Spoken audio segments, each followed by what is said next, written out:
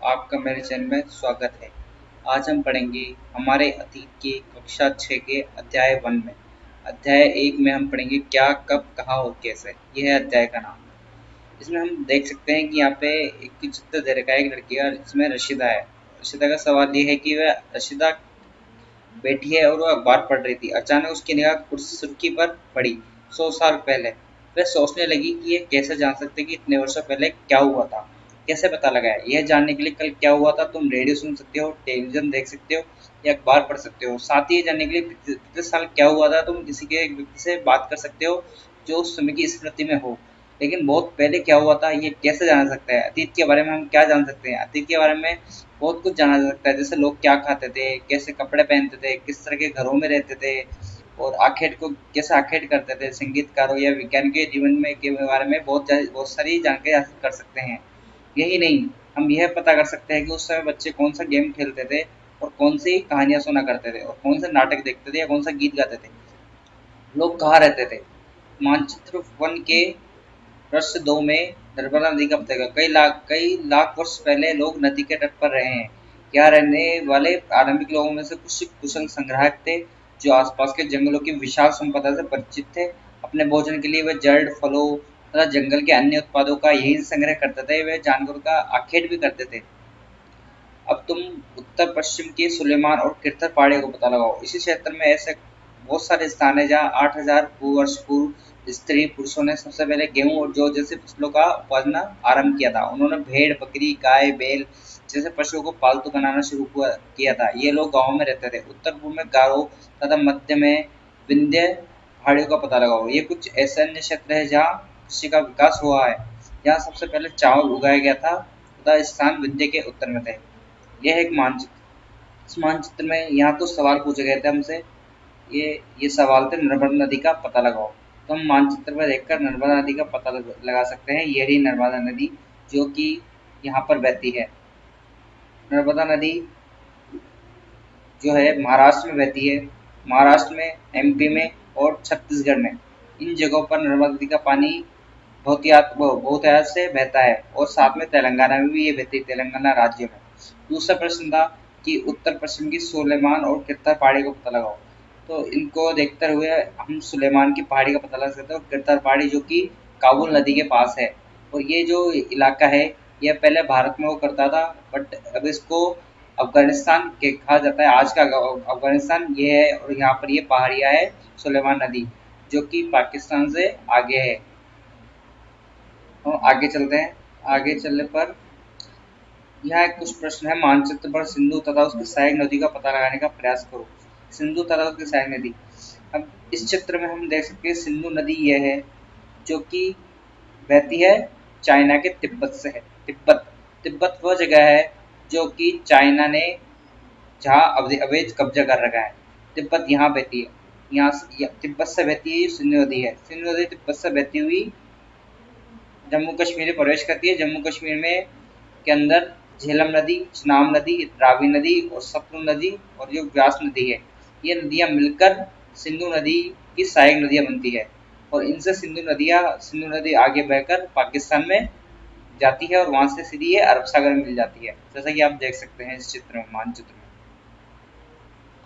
सहायक नदियाँ उन्हें कहते हैं जो एक बड़ी नदी में मिल जाती है। लगभग 4700 वर्ष पूर्व इन्हीं नदियों के किनारे कुछ आरंभिक नगर फले फूले थे। गंगा व उसकी सहायक नदियों के किनारे तथा समुद्र तटवर्ती इलाकों में नगरों का विकास 2500 साल पहले हुआ था। गंगा तथा उसकी सहायक नदी सोन का पता लगाओ। इस चित्र में हम देखकर पता लगा सकते हैं गंगा और उसकी सहायक नदी सोन। गंगा नदी जो कि हिमालय से बहती है। हिमालय में ये एक पर्वत पर्वत श्रृंखला है, वहाँ से बहती है। वहाँ पर एक गोमुख नामक जगह है, वहाँ से गंगा निकलती है। और गंगा नदी उत्तराखंड, उत्तर प्रदेश, बिहार, बंगाल आदि जगहों पर बहती हुई ये गंगा नदी है जो बाद में बांग्लादेश से मिलकर बंगाली खाड़ी में निकल जाती है। गंगा नदी का जो पानी है उसमें ये सोन नदी है जो यहाँ से मिलती है, जो आप देख सकते हैं सोन नदी। गंगा तथा उसकी सहायक नदी का। गंगा के दक्षिण में इन नदियों के आसपास के क्षेत्र प्राचीन काल में मगध किला था जो वर्तमान में बिहारनी के नाम से जाना जाता है। जैसे कि मैंने आपको बताया कि गंगा नदी जो दक्षिण में बहती थी वो एक उत्तर प्रदेश के बाद बिहार से निकलती थी, उसके बाद बंगाल से, फिर बांग्लादेश से निकलकर ये बंगाल की खाड़ी में गिर जाती थी, जैसे मैंने आपको बताया।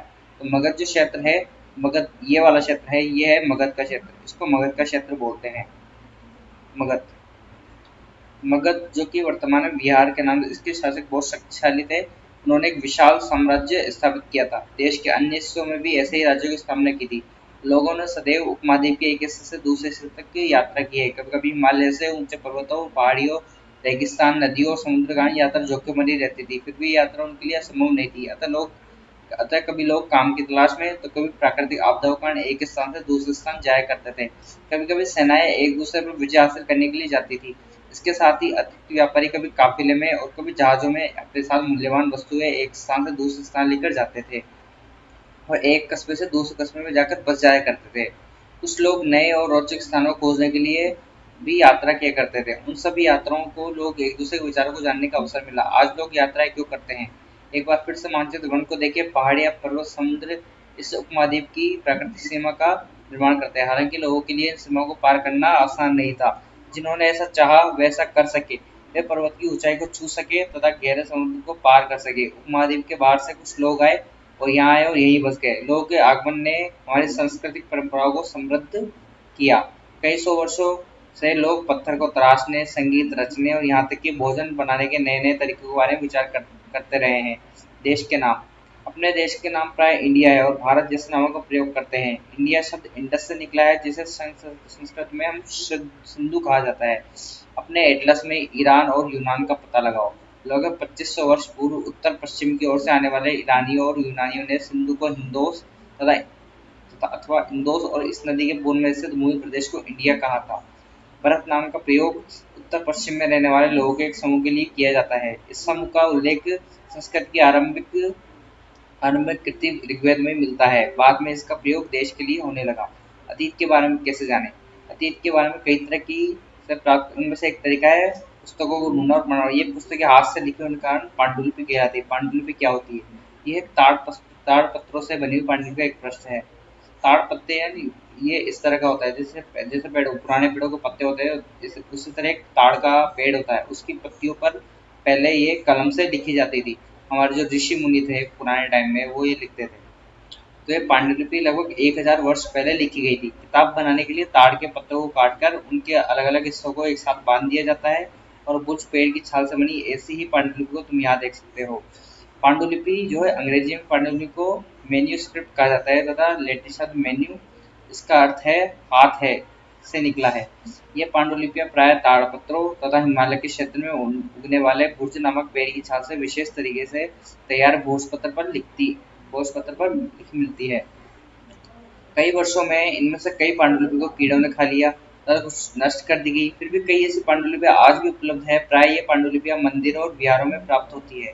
इन पुस्तकों में धार्मिक मान्यताओं व व्यवहारों, राजाओं के जीवन, औषधियों, विज्ञान आदि प्रकार के विषयों की चर्चा मिलती है। इनके अतिरिक्त हमारे यहाँ महाकाव्य, कविताएं, नाटक भी है। इनमें से कई संस्कृत में लिखे हुए हैं, जबकि अन्य प्राकृतिक व तमिल भाषा में लिखे हुए हैं। प्राकृत भाषा का प्रयोग आम लोग करते थे। हम अभिलेखों को अध्ययन कर सकते हैं। ऐसा लेख पत्थर अथवा धातु जैसी अपेक्षाकृत कठोर सतहों पर संग्रहित किए मिलते हैं। कभी कभी शासक तथा अन्य लोग अपने आदेशों को इस तरह प्रिंट करवाते थे ताकि लोग उन्हें देख सके, पढ़ सके, उनका पालन कर सके। कुछ अन्य प्रकार के अभिलेख मिलते हैं जिनमें राजाओं तथा रानियों सहित अन्य स्त्री पुरुषों ने भी अपने कार्यों के विवरण उत्कीर्ण करवाए हैं। उदाहरण के लिए प्राय शासक लड़ाइयों में अर्जित विजयों का लेखा जोखा रखते थे। लगभग 2250 वर्ष पुराना यह अभिलेख वर्तमान अफगानिस्तान के कंधार से प्राप्त हुआ है। यह अभिलेख अशोक नामक शासक के आदेश पर उत्कीर्ण कराया गया था। इस शासक के विषय में तुम अध्याय 8 में पढ़ोगी। जब हम कुछ लिखते हैं तो हम किसी लिपि का प्रयोग करते हैं। लिपियां अक्षरों अथवा संकेतों से बनकर बनी होती है। जब तक हम कुछ बोलते हैं अथवा पढ़ाते हैं, जब तक हम भाषा का प्रयोग करते हैं। इस अभिलेख के क्षेत्र में प्रयुक्त होने वाली यूनानी व अरमोइक नाम दो विभिन्न लिपियों और भाषाओं में है। जो ये अभिलेख होते थे, हम अभिलेख को अध्ययन किस तरह कर सकते हैं? ऐसे लेख पत्थर व धातुओं पर जो राजा लोग लिखते थे, उनको ये अभिलेख बोलते हैं। इस प्रकार के अभिलेख मिलते हैं जिनमें राजा रानियों सहित स्त्री पुरुषों के कार्यों का विवरण किया गया है। उदाहरण के लिए शासक लड़ाइयों में अर्जित विजय का लोखा जोखा रखने के लिए ये लिखते थे। अ, अब ये कुछ प्रश्न है, ये हमारे कोई काम के नहीं है, हम इसके नीचे जाते हैं। इसके अतिरिक्त अन्य कई वस्तुएं अतीत में बनी है, प्रयोग में लाई जाती है। ऐसे वस्तु को अध्ययन करने वाले व्यक्ति जो कि इन वस्तुओं का अध्ययन करता है वह पुरातत्वविद कहलाता है। पुरातत्वविद पत्थर व ईंटों से बनी इमारतों के अवशेषों, चित्रों व मूर्तियों का अध्ययन करते हैं। वे औजारों, हथियारों, बर्तनों, आभूषणों, प्राय एक प्राचीन, ये जो मटका है, मटके से चीज आपको दिख रही है, ये प्राचीन नगर में प्राप्त एक पात्र है। इस तरह के पात्रों का प्रयोग 4700 वर्ष पूर्व होता था। दाएं में एक चांदी का सिक्का है, ये आप देख सकते हैं, ये एक चांदी का सिक्का है, उस पर कुछ आकृतियां उकेरी हुई है। इन सिक्कों की प्राप्ति के लिए छानबीन तथा खुदाई भी करते हैं। इनमें से कुछ वस्तुएं पत्थर, पक्की मिट्टी, कुछ धातुओं से बनी हो सकती है। ऐसे धातु कठोर व जल्दी नष्ट करने वाले होते हैं। पुरातत्व जानवरों, चिड़ियों तथा मछलियों की हड्डियां भी ढूंढते हैं। इससे उन्हें जानने में मदद मिलती है कि अतीत में लोग क्या खाते थे। वनस्पति के अवशेष बहुत मुश्किल से बच पाते हैं। यदि अन्य के दाने में लकड़ी के टुकड़े जल जाते हैं तो वो जले हुए के रूप में बचे रहते हैं। क्या पुरातत्व को बहुधा कपड़ों के अवशेष मिलते होंगे? पांडुलिपियों, अभिलेखों, पुरातत्व से ज्ञात जानकारियों के लिए इतिहासकार प्राय स्रोत का प्रयोग करते हैं। इतिहासकार इन्हें कहते हैं कि जो अतीत का अध्ययन करते हैं। स्रोत के प्राप्त होते ही अतीत के बारे में पढ़ना बहुत रोचक हो जाता है, क्योंकि इन स्रोतों की सहायता से हम धीरे धीरे अतीत का पुनर्निर्माण करते हैं। अतः इतिहासकार तथा पुरातत्वविद उन जासूसों की तरह है जो इन सभी स्रोतों का प्रयोग कर सुराग के रूप में अतीत को जानने का प्रयास करते हैं। अतीत एक या अनेक। क्या तुम इस पुस्तक के शीर्षक हमारे अतीत पर ध्यान दिया है? यहाँ अतीत शब्द का प्रयोग बहुवचन के रूप में किया गया है। ऐसा इस सत्य की ओर ध्यान देने के लिए किया गया है। अलग अलग समूह के लिए अतीत अलग अलग होते हैं। जैसे मतलब अलग अलग समूह है, उनके लिए अतीत क्या अलग अलग होते हैं, जो मैं आपको समझा रहा हूँ। उदाहरण के लिए पशुपालकों व कृषकों का जीवन राजाओं तथा रानियों के जीवन से तथा व्यापारियों का जीवन शिल्पकारों के जीवन से भिन्नता। जैसे कि राजा रानी होते हैं, वो अपने अलग कपड़े पहनते हैं, उनकी जो लाइफ है वो अलग होती है, व्यापारियों की लाइफ अलग होती है। या ये हम आज भी देख सकते हैं कि मतलब जिसके पास ज़्यादा पैसे हैं वो अलग चीज़ें पहनता है, जिसके पास कम पैसे हैं मतलब वो अलग चीज़ें पहनता है। जैसे कि आज भी हम लोग देखते हैं कि उस समय भी देश के अलग अलग हिस्सों में लोग अलग अलग व्यवहार और व रीति रिवाजों का पालन करते थे। उदाहरण के लिए आज अंडमान निकोबार में जो लोग हैं वो मछलियाँ पकड़कर शिकार करके और फल फूल के संग्रह के द्वारा प्राप्त करते हैं। इसके विपरीत शहरों में रहने वाले जो लोग हैं वो खाद्य आपूर्ति के लिए व्यक्तियों पर निर्भर करते हैं। इस तरह के भेद अतीत में विद्यमान थे। इसके अतिरिक्त एक अन्य तरह का भेद है। उस समय शासक अपनी विजयों का लेखा जोखा रखते थे। यही कारण है कि हम उन शासकों व उनके द्वारा लड़ी गई लड़ाइयों के बारे में बहुत कुछ जानते हैं, जबकि शिकारी, मछुआरे, संग्राहक, कृषक तथा पशुपालक जैसे आम आदमी प्राय अपने कार्यों का लेखा जोखा नहीं रखते थे। पुरातत्व की सहायता से हम उनके जीवन की को जानने में मदद मिल सकती है। हालांकि अभी भी इसके बारे में बहुत कुछ जानना शेष है। तिथियों का मतलब, अगर कोई तुमसे तिथि के विषय में पूछे तो तुम शायद उस दिन की तारीख, माह, वर्ष, 2000 या किसी तरह के कोई वर्ष बताओगे। वर्ष की गणना के लिए ईसाई एवं ईसा मसीह के जन्म की तिथि से की जाती है। अतः 2000 वर्ष कहने का तात्पर्य ईसा मसीह के जन्म के 2000 वर्ष के बाद से है। ईसा मसीह के जन्म के पूर्व की सभी तिथियां ईसा पूर्व के नाम से जानी जाती है। इस पुस्तक में हम 2000 को अपना आरंभिक बिंदु मानते हुए वर्तमान से पूर्व तिथि का उल्लेख करेंगे। इतिहासकार, इतिहास तथा उसकी तिथियां। अंग्रेजी में इसको बीसी का कहा जाता है, का तात्पर्य बिफोर क्राइस्ट, जो कि ईसा पूर्व होता है। कभी कभी तुम एडी भी लिखे पाओगे। ये एडी होती है एनो डोमिनी नामक दो लैटिन शब्द से मिलती है, जो ईसा मसीह के जन्म के वर्ष है। कभी कभी एडी की जगह सीई और बीसी और बीसीई का प्रयोग होता है, जो कि हम देख सकते हैं। ये अन्यत्र है, ये कोई हमारे ज़्यादा काम का है नहीं। हम चलते हैं मिस्र। ये है, ये जो है, ये मिस्र का एक कस्बा था। वहाँ पर ये जो था, यहाँ वहाँ की लिपियाँ, जैसे अपन ने जो लिपियाँ देखी थी, अपनी लिपियाँ अलग है, और मिस्र में भी एक क्या है, एक जो है मतलब निवास करते हैं वहाँ, वहाँ के लोग जो निवास करते थे वहाँ के लोग ये चीज़ें काम में लेते, जो आदिवासी लोग थे वो ये चीज़ें काम में लेते थे, उनको अंकित करते थे। ये उनकी पांडुलिपि कहलाती है। कल्पना करो, ये कल्पना, ये हमारा इतना काम का नहीं है। हाँ, ये हमारे काम का है। जैसे नर्मदा घाटी, मगध, इनको शामिल करो। जो मगध है, मगध से हम ये जान सकते हैं, ये पहला बड़ा राज्य है मगध। सिंधु व इसकी सहायक नदियाँ, कौन सी नदियाँ हैं, उसकी सहायक नदी क्या है? गंगा घाटी, गारो की पहाड़ियाँ, नर्मदा घाटी, ये सब। और पांडुलिपियों और अभिलेखों में अंतर बताओ। ये है चर्चा करें। दोस्तों, आप मेरे चैनल को सब्सक्राइब कीजिए, लाइक कीजिए और वीडियो को शेयर कीजिए। और इनमें से जो भी आपको किसी में डाउट हो या आपको कुछ चीज़ समझ में नहीं आई हो या कोई चीज़ आप समझना चाहते हो तो मेरे को आप कमेंट करके बता सकते हैं। जो भी आपकी परेशानी होगी, अगर क्वारीज होगी, मैं उनको ढंग से देखूंगा।